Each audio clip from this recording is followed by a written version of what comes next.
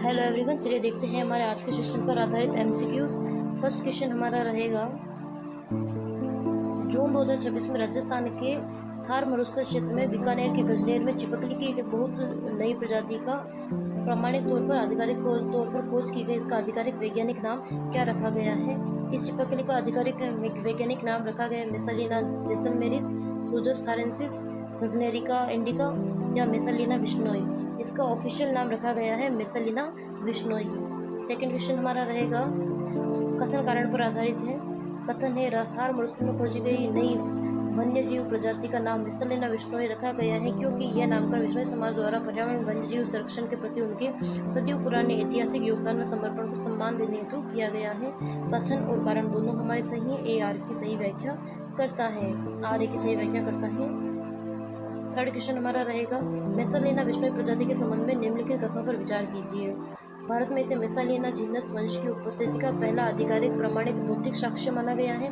Second statement है, इसकी खोज भारतीय प्राणी सर्वेक्षण ZSI zoological survey of India द्वारा स्वतंत्र वन्य जीव शोधकर्ताओं जैसे धर्मेंद्र भंडालू उनकी टीम द्वारा संयुक्त रूप से की गई है। दोनों ही स्टेटमेंट हमारे बिल्कुल करेक्ट है। हमारा सही आंसर होगा सी। फोर्थ क्वेश्चन हमारा रहेगा, जून 2026 में मुख्यमंत्री भजनलाल शर्मा ने व्यवस्थाओं का जायजा लेने और लाभार्थियों से सीधे संवाद कर सरकारी योजनाओं का फीडबैक प्रदान करने के लिए किस शहरी सेवा शिविर का औचक निरीक्षण किया? मुख्यमंत्री भजनलाल शर्मा ने हाल ही में उदयपुर विकास प्राधिकरण परिसर उदयपुर का उन्होंने औचक निरीक्षण किया। फिफ्थ क्वेश्चन हमारा रहेगा, उदयपुर में आयोजित शहरी सेवा शिविर के दौरान राजस्थान ग्रामीण आजीविका विकास परिषद राजीविका के तहत 146 स्वयं सहायता समूहों को कुल कितनी कम्युनिटी इन्वेस्टमेंट फंड की सहायता प्रदान की गई थी? तो हमने हमारे सेशन में इसके बारे में चर्चा की थी।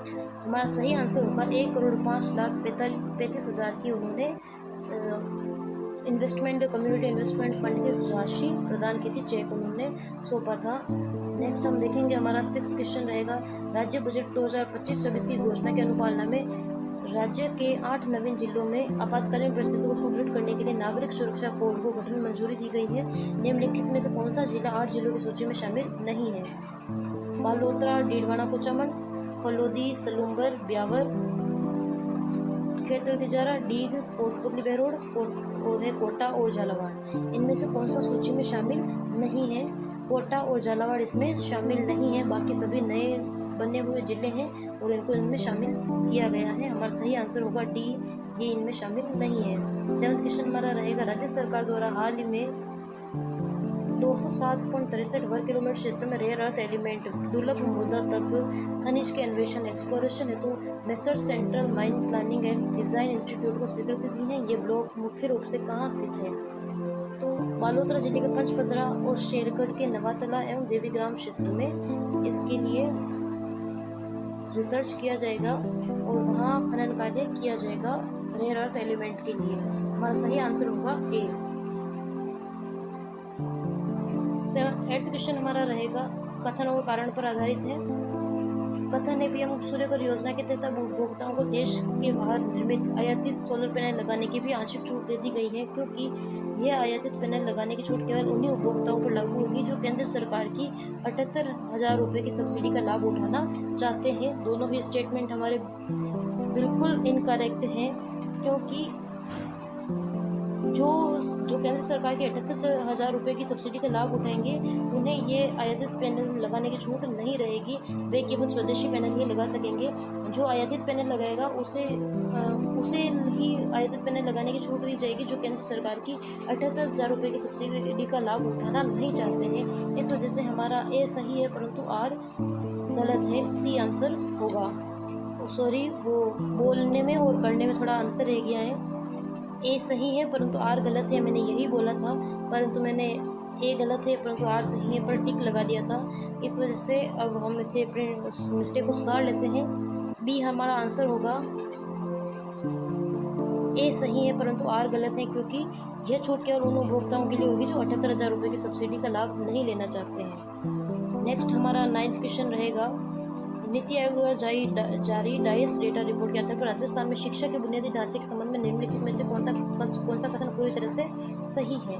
फर्स्ट स्टेटमेंट है, राजस्थान में वर्ष 2024-25 में 215 स्कूलों में नामांकन शून्य होने के बावजूद यहाँ 203 शिक्षक नियुक्त रहे और इस मामले में राजस्थान देश भर में 6ठे स्थान पर है। सेकंड स्टेटमेंट है, राज्य में कुल 6117 स्कूल केवल एकल शिक्षक के भरोसे चल रहे हैं और एकल शिक्षक वाले राज्यों में राजस्थान देश में 7वें स्थान पर है। दोनों ही स्टेटमेंट हमारे बिल्कुल करेक्ट रहेंगे। सी हमारा सही आंसर होगा, क्योंकि शून्य नामांकन होने के बावजूद 203 शिक्षकों को नियुक्त किया गया है राजस्थान में। इसमें देश भर में राजस्थान 6ठे स्थान पर है, 215 स्कूलों में शून्य नामांकन है और राज्य में 6117 स्कूल केवल एकल शिक्षक सिंगल टीचर के भरोसे चल रहे हैं और ऐसे में राजस्थान 7वें रैंक पर है पूरे देश में। 10th क्वेश्चन हमारा रहेगा, 18 जून 1951 को तत्कालीन प्रधानमंत्री जवाहरलाल नेहरू द्वारा पेश किए गए विधेयक के बाद भारत का पहला संविधान संशोधन पारित हुआ, जिसके तहत 9वीं अनुसूची जोड़ी गई थी। वर्ष 2026 में इस ऐतिहासिक घटना को कितने वर्ष पूर्ण हो चुके हैं? इसके लिए 75 वर्ष पूर्ण हो चुके हैं। इस घटना को हीरक जयंती वर्ष मनाया जा रहा है। 11th क्वेश्चन हमारा रहेगा, जयपुर के प्रसिद्ध उभरती खिलाड़ी ओजस्विनी सारस्वत ने हाल ही में इंडोनेशिया में आयोजित सी पुत्रा जूनियर वर्ल्ड चैंपियनशिप में बेस्ट प्रोमिसिंग प्लेयर श्रेणी में उप विजेता रनरअप का खिताब हासिल किया है। उनका संबंध किस खेल विधा से है? ओजस्विनी सारस्वत का संबंध है गोल्फ से। लास्ट क्वेश्चन हमारा रहेगा, आरपीएससी की परीक्षाओं में अक्सर प्रसिद्ध विभूतियों की तिथि में हिंदू पंचांग के अनुसार पूछी जाती है। इसके अनुसार वीर शिरोमणि महाराणा प्रताप की जयंती किस तिथि को मनाई जाती है? तो महाराणा प्रताप की जयंती मनाई जाती है ज्येष्ठ शुक्ल तृतीया को। आज का सेशन हमारा यह समाप्त होता है। Please like, share and subscribe कीजिए। Thank you. अधिक से